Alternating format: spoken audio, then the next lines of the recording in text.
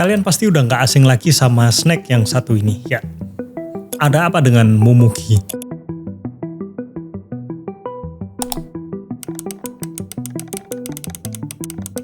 Sedikit cerita ya, dulu kalau kalian tuh punya uang 1000-an di kantong, rasanya itu udah bisa beli jajanan enak. Dan Momogi ini udah pasti masuk jadi daftar wajib snack kalian. Jadi snack ini bukan cuma soal rasa, tapi juga bagian dari core memori kita dan sesuatu yang bikin masa kecil kita lebih seru. Tapi coba deh kalian lihat sekarang, gimana Momogi ini sudah berubah. Apakah ini cuma perasaan kita aja? Atau sebenarnya ada strategi bisnis tertentu yang bikin produsen itu terpaksa melakukan ini? Dan di video kali ini kita bakal bongkar kenapa ini semua bisa terjadi, strategi bertahan hidup di industri makanan ringan, dan kenapa walaupun beda kita itu tetap membeli. Siapa di antara kita yang nggak kangen masa-masa sekolah dulu? Waktu dimana uang saku kita itu pas-pasan, tapi tetap bisa bikin kita bahagia dengan jajan-jajanan warung. Dan salah satu jajanan masa kecil kita yang paling legendaris adalah Momogi, yaitu snack rasa jagung bakar yang khas. Tapi sekarang tuh kalian ngerasa nggak? Kalau sekarang Momogi itu sudah berbeda. Dulu ya, mungkin ketika kita masih pakai seragam merah putih, Momogi ini salah satu ikon jajanan legendaris yang selalu bikin kita nagih ya, rasanya renyah, manis, dan satu bungkus tuh kalau nggak salah dapat 2 lagi, ya kan? Tapi sekarang bungkusnya masih sama kok, tapi kok isinya kayaknya jauh lebih kecil ya, dan rasanya juga agak beda. Rasanya itu udah nggak semedok dulu, kayak ada yang hilang aja gitu rasanya. Tapi faktanya nggak cuma Momogi, banyak jajanan lain tuh juga mengalami perubahan yang serupa. Awalnya itu jujur saya mikir, apa cuman perasaan aja kali ya? Tapi pas ngobrol sama banyak orang, ternyata juga banyak yang merasakan hal yang sama. Contohnya ada sebuah tweet dari pengguna Twitter, namanya itu Angga80s. Nah, dia itu mengupload foto Momogi yang berukuran mungil, yang isinya mungil, itu di tahun 2022 Januari. Dan langsung viral, di-retweet sampai belasan ribu kali, dan berlanjut netizen tuh ramai membahas soal inflasi hingga product manufacturing law. Sebenarnya ini bukan sekedar perasaan kita doang kok, bener.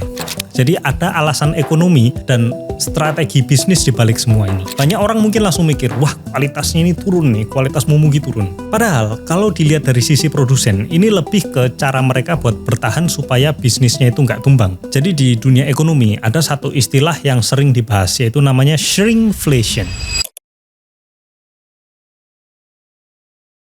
Fenomena ini itu namanya shrinkflation.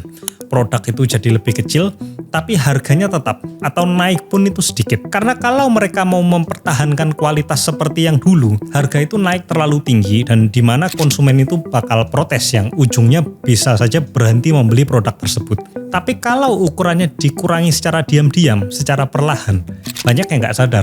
Ya, kecuali kalian lama nggak beli Momogi ya di tahun berapa, terus tiba-tiba kalian beli Momogi di tahun berapa. Jadi shrinkflation ini bukan cuma terjadi di Indonesia. Tenang aja. Di Amerika, snack-snack ikonik mereka seperti Doritos, Cheetos, Gatorade, Jump, sampai coklat Toblerone itu juga mengalami hal yang sama. Bahkan di Jepang, beberapa konsumen tuh mulai meninggalkan brand favorit-favorit mereka karena merasa dibohongi. Dan apa sih penyebabnya? Jadi ada beberapa alasan kenapa produsen tuh harus melakukan ini. Yang pertama, harga bahan baku itu melonjak. Jadi semenjak pandemi, harga jagung yang dimana ini merupakan bahan utama Momogi itu naik drastis. Di tahun 2022, harga jagung di pasar global itu sampai $7,7 per bushel. Ini harga tertinggi dalam 10 tahun terakhir. Yang kedua, biaya produksi makin mahal. Jadi bukan cuma bahan baku yang makin mahal, biaya transportasi, biaya listrik untuk produksi itu juga naik. Yang ketiga, itu adalah strategi bertahan hidup. Kalau mereka itu nggak melakukan shrinkflation, mereka ini terpaksa harus menaikkan harga secara besar-besaran yang bisa bikin konsumen kabur. Kenapa konsumen kabur? Karena daya beli makin kesini itu makin melemah. Jadi kalau harga terus-terusan naik, masyarakat tuh keberatan untuk sekedar beli cemilan ringan. Akhirnya yang rugi perusahaan juga. Bukan cuma Momogi, mie instan itu juga pernah mengalami ini. Beberapa brand mie instan tuh mengurangi bumbu tanpa kita sadari. Sementara harga tetap sama atau naik pun sedikit. Tapi lucunya, beberapa produsen tuh malah berusaha menyamarkan perubahan ini dengan mengganti desain kemasan. Atau bahkan memberi embel-embel formula baru yang sebenarnya cuma berarti isinya berkurang. Formula baru sama dengan isinya berkurang. Tapi kita coba kalau lihat dari sudut pandang produsennya, mereka ini juga nggak punya banyak pilihan. Inflasi global, perang dagang, dan krisis ekonomi ini bikin semua orang harus putar otak supaya bisnis bisa tetap jalan. Kondisinya sekarang itu, produsen tuh terpaksa melakukan shrinkflation untuk bertahan hidup dan sistem ekonomi yang makin nggak berpihak kepada konsumen. Kita udah tahu ya kalau Momogi itu sekarang jadi lebih kecil, rasanya juga beda, makin tipis rasanya. Tapi anehnya kita tetap beli. Kadang tanpa sadar dengan perasaan berharap, semoga kali ini rasanya lebih enak, semoga kali ini berbeda, mungkin kemarin cuma apa saja. Tapi lucunya, beberapa minggu kemudian kita tetap beli lagi. Kenapa begitu? Jadi buat sebagian dari kita, Momogi ini bukan sekedar cuma snack. Ini adalah bagian dari memori masa kecil kita. Jadi kita ini nggak cuma makan Momogi, tapi kita ini makan kenangan istilahnya ya. Ada seorang psikolog menyebut ini sebagai nostalgia driven consumption, di mana otak kita itu mengaitkan makanan tertentu dengan momen-momen bahagia di masa lalu. Makanya walaupun kita udah tahu Momogi itu rasanya berubah, tapi kita ini tetap beli karena kita berharap bisa merasakan nostalgia yang sama. Bahkan ada penelitian dari Journal of Consumer Research itu menunjukkan kalau 72% orang tetap membeli produk yang mengingatkan mereka pada masa kecil, walaupun kualitasnya menurun atau rasanya udah nggak enak. Karena kita ini lebih terikat dengan perasaan dibandingkan dengan rasa makanan itu sebenarnya. Ini menarik, karena sebenarnya kita bisa aja pindah ke snack lain yang lebih enak. Ada banyak pilihan dan mungkin kita mampu juga untuk membelinya. Tapi kenapa banyak masyarakat tetap kembali ke Momogi? Jawabannya ada di psikologi ekonomi, yaitu loss aversion theory atau teori kehilangan. Jadi menurut teori ini, manusia itu lebih takut kehilangan sesuatu yang familiar dibandingkan mendapatkan sesuatu yang baru, walaupun itu lebih oke, lebih enak, lebih apa.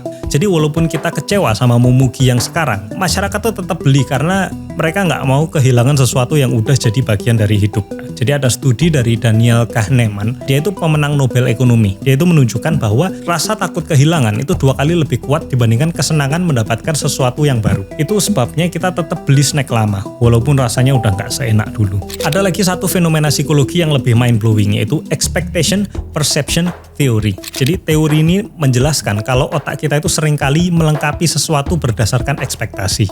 Misalnya kita dulu pernah makan Momogi yang enak banget waktu kecil. Jadi otak kita itu akan menyimpan rasa tersebut. Jadi saat kita makan Momogi sekarang, otak kita itu secara otomatis akan menyesuaikan ekspektasi kita. Seolah-olah rasanya masih sama, padahal udah berubah. Ada juga studi dari University of Bonn, itu membuktikan ini. Jadi mereka melakukan eksperimen di mana ada 2 orang dikasih 2 kopi yang sama. Yang satu dikasih label premium, yang satu label biasa. Hasilnya, mayoritas peserta itu bilang kopi premium lebih enak, padahal isinya sama persis. Jadi, bisa jadi kita ini sebenarnya udah sadar Momogi itu berubah. Tapi otak kita itu tetap menyesuaikan rasanya, karena kita ingin percaya bahwa ini masih snack yang sama seperti dulu. Oke, kita tetap beli Momogi itu bukan karena rasanya, tapi karena kenangannya. Kita ini sebagai manusia itu takut kehilangan sesuatu yang dulu kita suka. Otak kita itu masih menghubungkan snack ini sama masa kecil kita. Dan kadang kita itu menipu diri sendiri buat tetap menikmati sesuatu yang udah berubah. Jadi gimana pengalaman kalian? Snack apa yang paling memorable di masa kecil kalian? Jangan lupa like, subscribe, dan silahkan diskusi di kolom komentar yang sehat dan share video ke teman-teman kalian yang juga suka Momogi. Siapa tahu mereka juga punya pengalaman yang sama. Oke? Sampai jumpa di video selanjutnya.